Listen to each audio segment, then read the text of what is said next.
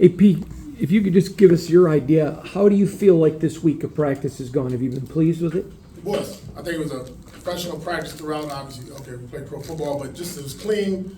The attention to details was there. The focus was there. The mindset was there. The intent was there. Things that we asked for throughout the week was there. Real clean. Pleased where we're at as of today.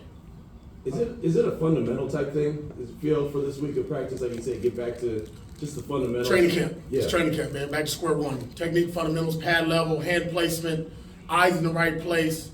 Tackling is going to be at a premium, and you're going to need a lot of guys to tackle. And I think on the other side of the ball, getting off, double teams, staying together, staying connected, and taking care of the football. You mentioned the tackling. How do you work on that? Is it a lot more live tackling? Or No, you can't go live at this point. You know what I mean? A lot of bags. I mean, it's more just it's getting yourself in a football position, right? Being square. Not too many times are you in a perfect football position, but being in the best position you can and then using the right shoulder, right foot, you know what I mean? And more importantly, grab claw. You see it around the NFL, everybody's punching at the ball and there's more missed tackles. Not just us, everybody. But, stop punching the ball and tackle. Coach, obviously every week is physical in the NFL, but do you expect this to be one of the most physical games on the schedule? Baltimore is physical, so I have to tell you that on Monday. But we expect it. That's the style of football they play. That's the style of football we want to represent as well. So when you look at the team, they got off to a fast start, and then, what did they get back to? You've had 2 losses. Probably get back to who they are, and that's be the physical team. Tony, I was wondering if you had any updates on Jackson Powers Johnson and Jacoby. Yeah, they'll practice today. We had a couple other starters get back to practice this week that have missed the last couple games there, Mumford and Devon Diablo. Do you have confidence they'll be able to get back on the field this week? Yeah, it seems so. I think both are trending in that direction. What do you guys miss with Diablo? What did you see that wasn't there? He's a 4-year start. I mean, his 4th year starting and playing, and he's getting better. He's been getting better each and every week. And then you're throwing out younger players. Luke Maxson at first, and then Tommy. But obviously, you get somebody that spills. They're comfortable with one another. I said that back in training camp. When you have continuity of playing, and you got a feeling for your guy next to you, your fellow linebacker, that makes it a lot easier. And then also he takes a little bit off a spill, right? Just from a vocal standpoint, a mental standpoint, you don't have to worry about telling him what to do like you would do with a rookie. So I think all that helps. And like I said, Diallo, we're excited to get him back. He's healthy, running around. Excited to see him play. What do you want and maybe need to see from Aiden O'Connell this week as a starter? Just good quarterback play. First and foremost, take care of the football. Take care of the football. No turnovers. No turnovers. No turnovers. No turnovers.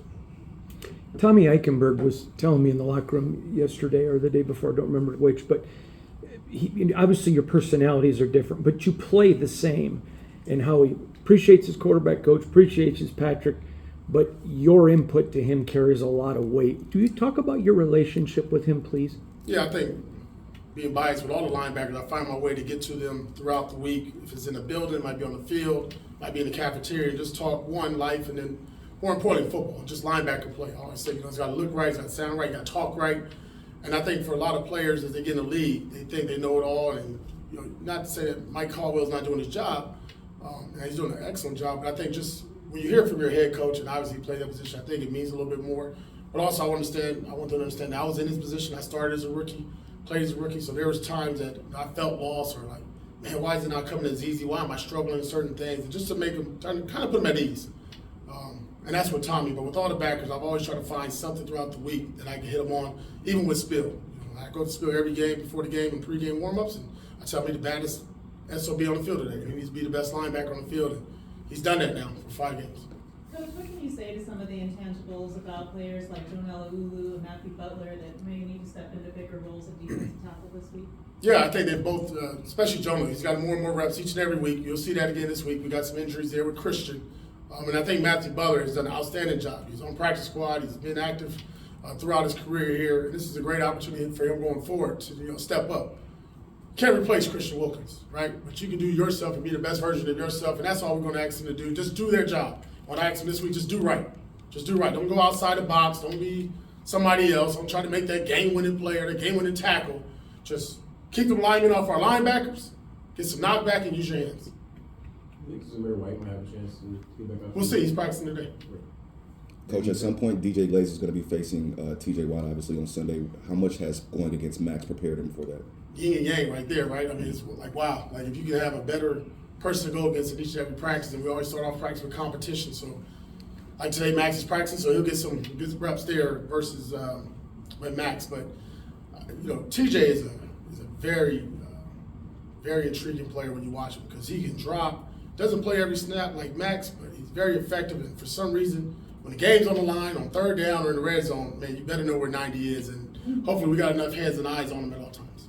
They also have Cam Hayward coming to town, so how much of a challenge is this offensive line going to face on Sunday with those guys? Yeah, I mean, you're talking about one of the best probably of all time, you know, inside. And just consistent pro. I mean, he's a badass. I just remember 2 years ago him just pretty much tearing our game apart. You know, we played up there in Pittsburgh. I think it was Christmas Day or so, Christmas Eve. But, you know, a really good player, physical. I mean, it starts with them. When he's in the game, it's difficult to run the ball, especially at him. You got to find ways to get big boy moving there. But I think our guys are for the challenge, right? We got two young guards there with Dylan and Jackson. And I know Jackson, I kind of got Jackson going a little bit. Where's that 5'8"? I said, man, it's a good week for 5'8" to play really well. So that's good.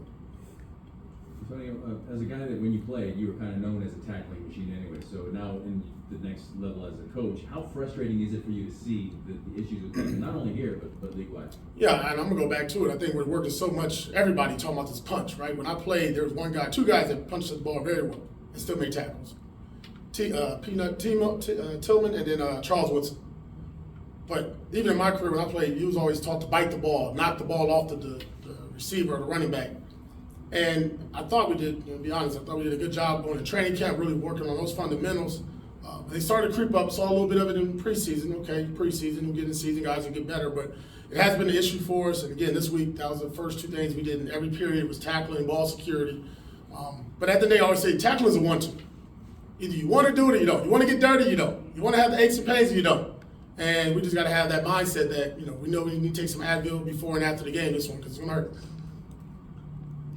All right, appreciate it. Thank you. Smile more. It's Friday.